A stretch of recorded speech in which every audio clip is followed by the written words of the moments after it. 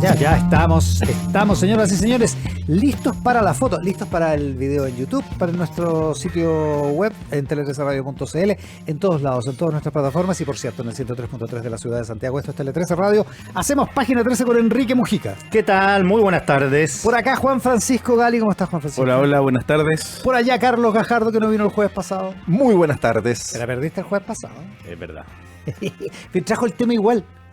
Se las arregló para darle una vuelta al tema. Siguen pasando cosas. Para seguir comentando Noticia el en caso desarrollo. CQM. Hay, eso sí, oye, ¿vieron el Mercurio que hoy día cuenta? Que va a ser ley que para los sitios donde hay olas, perdí el recorte, va a haber que el Ministerio del Deporte va a tener que estudiar el impacto de las nuevas obras en el borde costero sobre las olas para hacer surf. Chao. La que protege las olas que son surfeables, digámoslo así. Es una ley nueva. ¿Y eso va a proteger a la ola o a los surfistas? En general a los surfistas. Como era el deporte. Para promover bueno, por eso el Instituto de Deporte tiene que hacer el estudio. Bueno, pero aparte de eso, ahí anda el tema ambiental dando vuelta y entre otras cosas ayer una especie como de cumbre para hablar de esta nueva ley que tiene que aplicarse ya después de los reglamentos sobre servicio de biodiversidad y áreas protegidas, que es el tema que nos propone Juan Francisco Gali. Para que lo explique bien, Juan Francisco, pues yo lo leí el fin de semana y me quedaron dudas respecto de si el gobierno está apurando esto para zanjarlo, dejarlo como letra pétrea durante esta administración.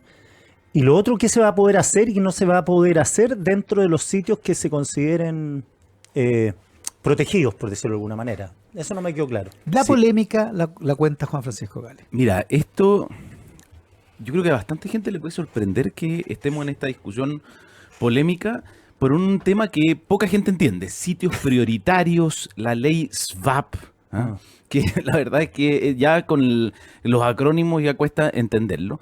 ¿De qué se trata esto? Una ley que se tramitó durante 10 años en el Congreso. Nadie puede decir que desconocía su contenido y además que finalmente fue aprobada por una mayoría bastante extraordinaria en el Congreso. Por lo tanto, tu sector.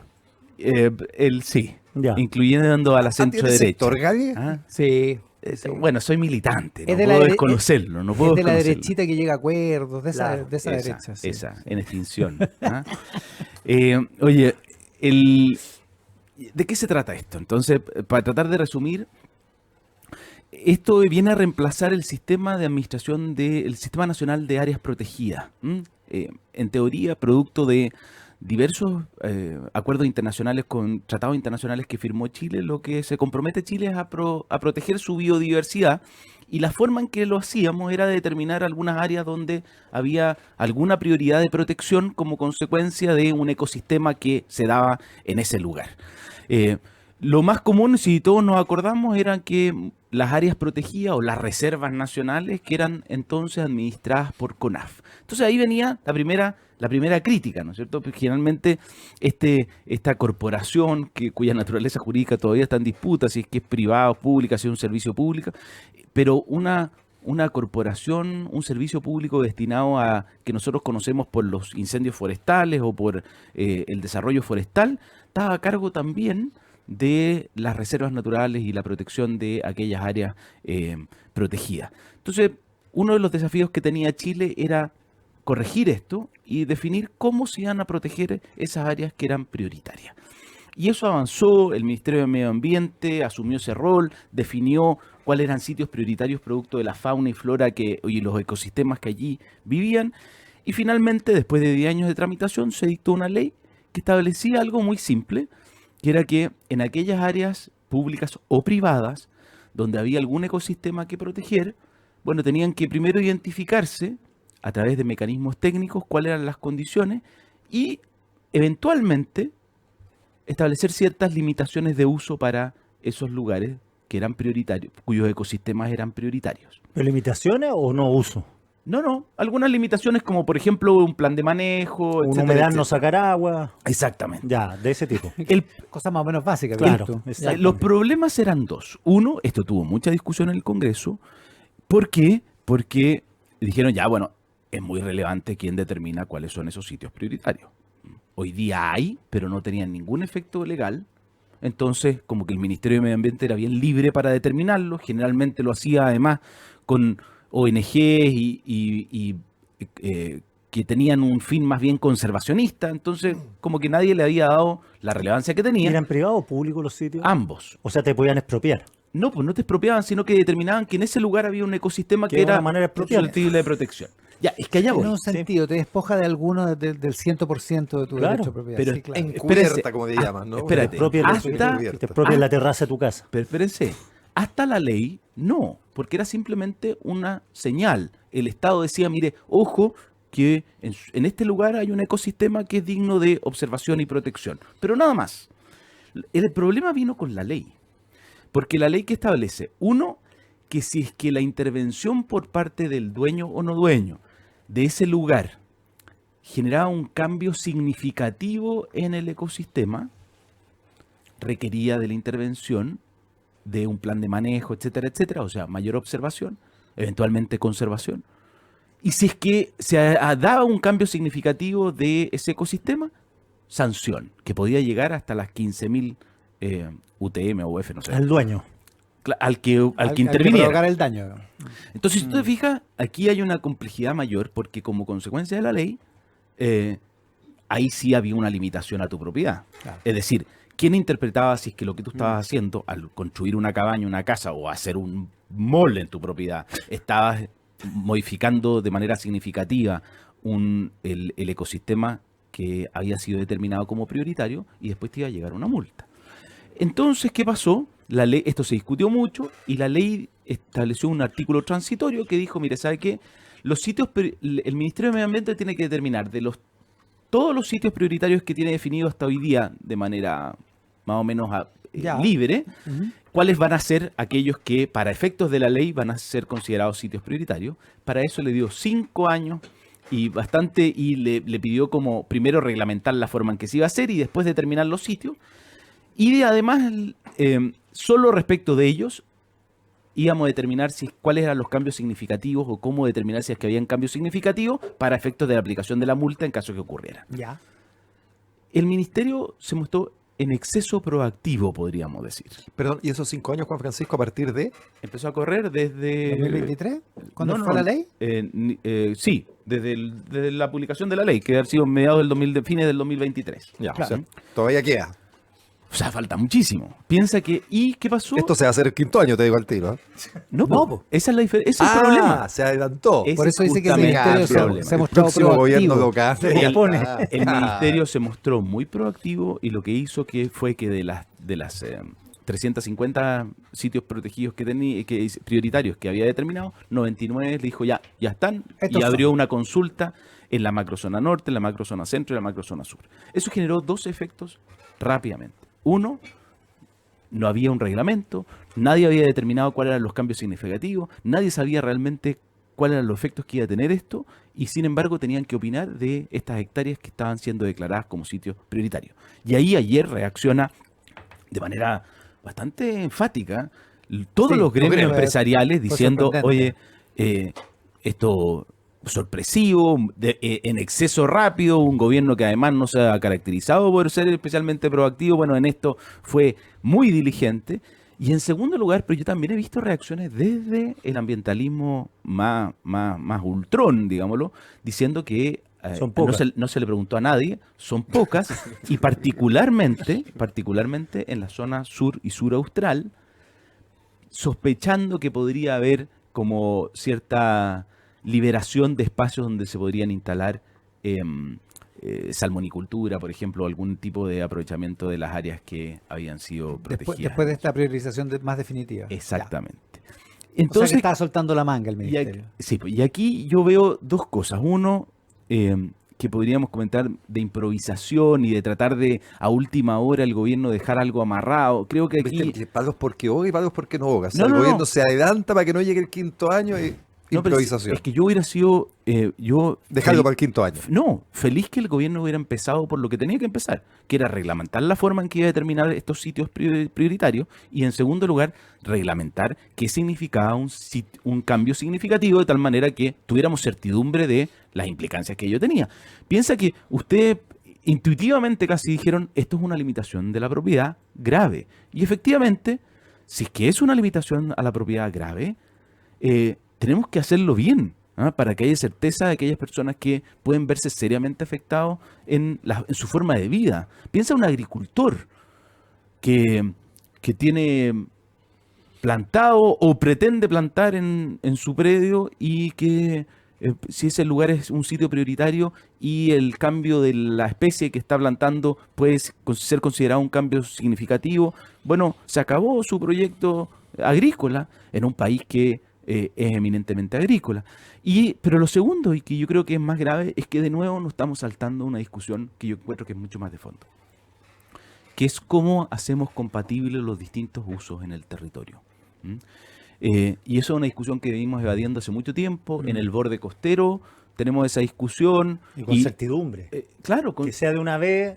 Mira, en los años 90 se dijo, mira, vamos a zonificar todo el borde costero y vamos a decir cuáles son los usos prioritarios. Nunca se logró. Solo en 2 regiones, después de 20 años, se ha logrado hacer zonificación y esa zonificación no empieza a nadie. Después, dado que dijimos, mira, sabéis que no hay forma de planificar el territorio, ponerlos todos de acuerdo como en teoría y ex ante, entonces lo que vamos a hacer es analizar proyecto por proyecto. ¿Y en qué se transformó eso? En un sistema de evaluación ambiental. Entonces, cuando tú vas con un proyecto, quieres poner una fábrica de zapatos en un lugar, tú lo primero que haces es decir, mira, ¿es este lugar compatible o no con una fábrica de zapatos? Lo discutimos a raíz del caso del mall en Vitacura. Claro. Si el plano regulador te permite en ese lugar establecerse en un centro comercial, quiere decir que ese territorio es hábil para que allí ocurra. Y después tú tenías una discusión con los vecinos, con los distintos potenciales afectados de si creen que es compatible tener un mall al lado de su barrio. Y ahí llegamos a la discusión absurda que una asociación indígena que estaba a 3,2 kilómetros en Huechuraba consideró que era razonable opinar sobre la instalación de un mall en Vitacura, pero no solo eso, sino que además hizo observaciones ambientales. Entonces, de nuevo, aquí lo que no y aquí lo que estamos haciendo en realidad, la ley SVAP y lo que está haciendo el gobierno a través de la determinación de sitios prioritarios, es decir, miren, la conservación de los ecosistemas se pone primero en la fila y supera el derecho de propiedad, deja de lado todo lo demás, porque esto es prioritario. Entonces, de nuevo, lo que estamos tratando de hacer, lo que tenemos que ponernos a discutir en serio, es cuál va a ser el mecanismo para que con certeza discutamos las compatibilidades de uso del territorio. Son lugares, hay lugares donde los ecosistemas son tan frágiles, donde solo se puede conservar, yo creo que sí. Pero ¿son todos esos? ¿Son todos esos miles o millones de hectáreas? No necesariamente. Y esto es lo mismo que la ley Lafkenche. Hay que proteger el uso consuetudinario de algunos pueblos originarios en algunos lugares del borde costero, sin lugar a dudas. Hay que reservar toda la región de Aysén y Magallanes por las peticiones que se están haciendo en abuso de la ley Lafkenche. ¿Y quiénes son los titulares de esos reclamos? Carlos Gajardo. En general tiendo a coincidir con el análisis que hace Juan Francisco, pero yo creo que hay que entender cómo funciona el sistema, ¿no? Porque efectivamente la ley se preocupa de regular aquellos conceptos más generales, los principios, ¿no es cierto? La manera en que vamos a decidir, qué es lo que queremos proteger, el bien jurídico finalmente que protegemos, ¿no? Pero ya cuando tienes que ir al detalle de la zona exacta, el terreno específico, la propiedad que va a quedar con una limitación, eso obviamente no es posible que lo determine la ley, y por eso correctamente en este tipo de regulaciones lo que se hace es que se mandata al Ejecutivo mediante su potestad reglamentaria para que eso lo regule vía reglamento. Se dio un plazo bastante holgado. No breve, digamos, ¿no? Claro. Holgado de 5 años para que esto se haga. Pero creo que en esa potestad reglamentaria tiendo a coincidir que debiera pensarse en una cosa más transversal y de largo plazo, ¿no? Porque el reglamento tiene la particularidad que es atributo del gobierno de turno, ¿no? Claro. Por supuesto. Sí. Ya recordemos la polémica que hubo en su momento cuando José Antonio Kast se le acusaba de que parte de sus declaraciones se interpretaron como que quería gobernar a punta de decreto, ¿no? Entonces no tiene mucho sentido dictar un reglamento que pudiera tener una carga ideológica del gobierno que está terminando, si eso puede ser modificado muy fácilmente en el gobierno siguiente, a diferencia de una ley, ¿no? Que una ley tiene que pasar por el Parlamento. Reglamento que tiene que pasar por la Contraloría de todas maneras. Que va a pasar por la Contraloría, pero que la Contraloría, dándole el visto bueno de la formalidad sobre todo, me parece que tanto no puede ir tanto a su contenido técnico. Entonces, tiendo a coincidir que está bien que se inicien los procesos, no es buena técnica que esto se termine haciendo a última hora en el 5.º año, pero una decisión así tiene que ser más o menos transversal técnicamente, porque si no es finalmente un saludo a la bandera, en que va a dictar un reglamento, pero insisto, el próximo gobierno lo puede modificar a su arbitrio, y por lo tanto, si lo que se quiere hacer es algo testimonial, a mí me parece que no tiene mucho sentido.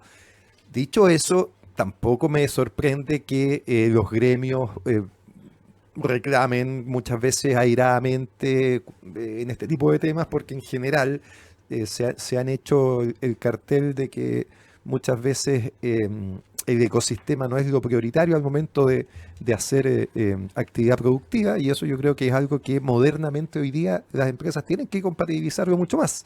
Recordemos que con la nueva ley de delitos económicos del año 2023 viene todo el paquete de nueva ley de delitos ambientales, ¿ah? Sí. Donde hay sanciones mucho más intensas que las que habían antes, sobre todo cuando hay afectación grave a ecosistemas de todo tipo, agua, tierra, aire, humedales, y tanto cuando la afectación grave es dolosa, deliberada, que va a ser la excepción, que cuando es culposa, que cuando la realizas por la negligencia, sobre todo cuando hay infracción justamente del reglamento.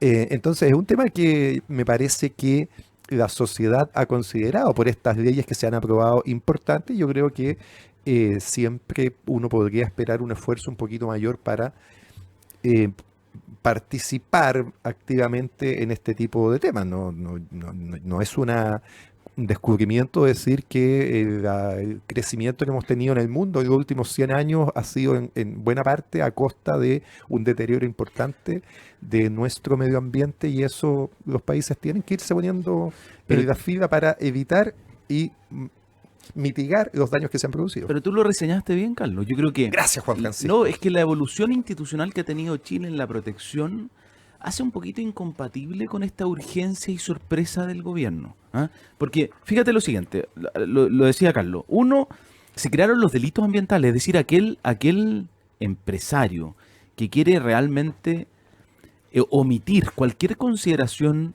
con el ecosistema que potencialmente puede afectar como consecuencia de su actividad productiva, hoy día se arriesga bastante. ¿Ah? Y lo segundo es que hemos hablado mucho aquí, pero el sistema de evaluación ambiental es criticado por su nivel de control extremo. Es decir, nuestro sistema funciona en ese sentido muy bien porque le exige, y algunos creemos en exceso, precaver los efectos que podría tener esa actividad productiva en los distintos, no solo en el medio ambiente, además incorporamos el medio humano, y por lo tanto al final se transforma en una discusión semipolítico-social, donde no solo discutimos de cuál es el efecto en el medio ambiente, discutimos también cuál es el efecto en la sociedad, y eso es una discusión que es filopolítica, es muy cercana a la discusión política que se da en el Congreso. O sea, cuáles son los proyectos de país que tenemos. Eso no se discute técnicamente ante el CEA, se discute en el foro político, en cuál es nuestro nivel de tolerancia al riesgo, cómo vamos a esta compatibilidad del territorio. Eso es una discusión política. Y la crítica que viene aquí, y por eso no me hago cargo necesariamente de que esto venga de los empresarios. Lo que sí es una señal preocupante es que estos empresarios que están cumpliendo con esa normativa, incluso reclamando porque esa normativa es demasiado estricta, no siquiera hayan sido considerados en una consulta, ¿no es cierto?, en una conversación previa para determinar estos sitios prioritarios. Pero cuando se discutió la ley, los tienen que haber considerado, creo yo, ¿no? Me imagino que sí. Era que no. No, si este es el efecto concreto, tú lo dijiste, este es el efecto concreto de la implementación acelerada de la ley. Sí. Pero es muy interesante lo que estás diciendo, Juan Francisco, porque además yo diría que estamos en un momento de discusión política en que este tema de la protección al medio ambiente es mucho más álgido que lo que era 10 años atrás, ¿no? 10 años atrás yo diría que había cierto consenso en el calentamiento global, por ejemplo, en la destrucción progresiva del medio ambiente y en la necesidad de tomar acuerdos globales para impedir aquello, los acuerdos de Kioto, etcétera.